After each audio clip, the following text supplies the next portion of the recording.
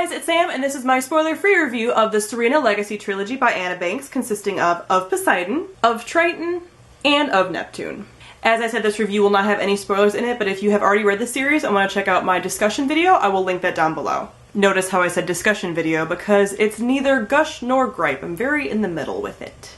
So Of Poseidon is about our main character, Emma, and at the very beginning of the book, she is on vacation with her best friend, Chloe, and there is an accident in the water. She's away in Florida, and there's an accident. During that accident, she ends up talking to the fish in the water, and this is something that she's known that she's done her entire life, but no one believes her. Everyone kind of thinks that she's just being a little weird and looking for attention, and she knows that she's always done this, and it ends up happening during this accident, and there are people around called the Syrena who discover her doing this, and everything kind of takes off from there. So as you can tell from my synopsis, from the covers, from the titles of the books, this is a mermaid trilogy. This is about mermaids. So it's kind of a paranormal, romancy kind of contemporary book. So first let me talk about the world building and everything kind of within this series. I really enjoyed the first and second book the most because of the world building elements. You really get this backstory on the Syrena and the mermaids. It's a new original lore, and I really enjoyed that element of the story. I really enjoyed learning about this kind of different community and how they do things, and it's not the same as your like typical mermaid stories,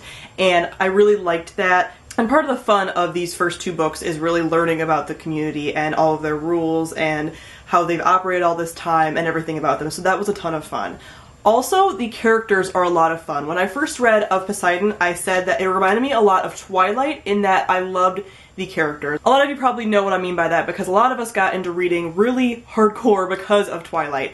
And that initial reaction that you had to Twilight when you were like 13 or younger or older, whatever, and you were reading Twilight and you just loved the characters, that feeling is what I got from this. So it kind of brought me a lot of nostalgia where I really liked all these side characters and everyone was kind of spunky and sassy and I had a lot of fun with it.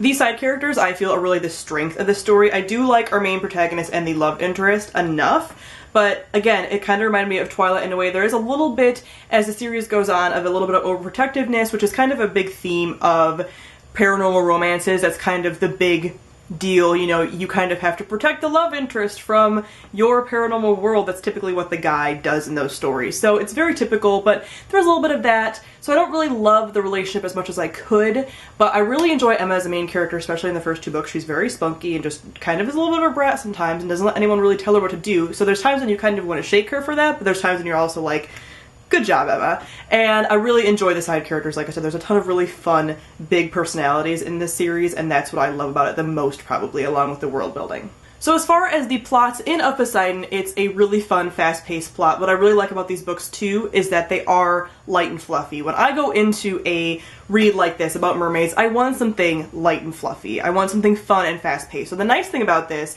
is that the drama that happens doesn't get dragged out unnecessarily. Actually, it's very quick, and that might annoy some people if you like your kind of angst to build up a little more, or you like things to not be solved so easily. You might not enjoy these that much, but I kind of like in this story, because that's what I'm looking for, it's very quick, fast-paced. You don't have to worry too much about things because they're going to get resolved fairly shortly, and it just keeps the story moving very, very quickly. So I really enjoyed that about this first book. The same thing is true for the second book of Triton, because the second book is really just a continuation of the first book. They could all really be one book. It's the same storyline, just continued. So the same kind of thing starts happening, and it's just very boom, boom, boom. Everything kind of goes. You have the same characters, you know, the same side characters, and the story just continues, and it's a lot of fun. So I gave both these first two books 4 stars. Of Neptune is where I really start to have kind of problems. I feel like Of Neptune was an unnecessary book. I don't feel that I needed to read this book at all. I just didn't really enjoy it at all. It was kind of unnecessary. The things that happen in the first two books, like I said, it could be all kind of be one book. So when that gets resolved, you really don't need the story that happens in here. It's kind of an interesting story at parts. I understand why it was done, but it's also just like, it's just not as strong, it's not as good, and a lot of these side characters from the first two books aren't present in this book, which, like I said, that's what I really like about these stories, are the side characters. So when you kind of take those side characters away, it makes it not as strong of a book. It's also a lot larger. The second book really gets smaller than the first book, so then you go from having a small second book to, again, another large last book, and like I said, it just really didn't feel necessary. I would honestly read these two books as a duology personally, but that's just me. I just didn't really enjoy the story that much. I just felt it very unnecessary. So I gave this one 2.5 to 3 stars. It wasn't bad, but not necessary. So So overall, I really enjoy this series. I think it's fun, it's fast-paced, it's fluffy. If you want kind of like a paranormal that's not scary really, this is kind of what you're looking for. I think if you're a fan of the Lux series, which is a little more almost new adulty, and you want something a little bit lighter even than that, I think you'd really enjoy this. If you like mermaids, I think this is a great starting point too. It's just a lot of fun, very easy, very good summer, spring reads. If you want something that'll get you in the mood for summer, these are it.